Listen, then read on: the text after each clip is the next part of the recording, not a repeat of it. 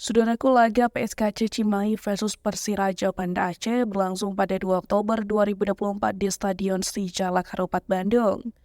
Bagi Persiraja Banda Aceh yang dikenal dengan julukan Laskar Rencong, laga ini adalah kesempatan penting untuk tetap bersaing di papan atas klasemen sementara Grup A Liga 2. Namun, Persiraja Banda Aceh menghadapi tantangan besar, terutama dalam hal kekuatan skuad. Bek tangguh mereka asal Inggris Adam Mitter hampir pasti tidak akan tampil karena cedera. Mitter mengalami cedera pada laga perdana melawan Persikabo 1973 dan kembali kambuh saat menghadapi Sriwijaya FC. Absennya Mitter tentu akan menjadi kehilangan signifikan bagi lini pertahanan Persiraja Banda Aceh.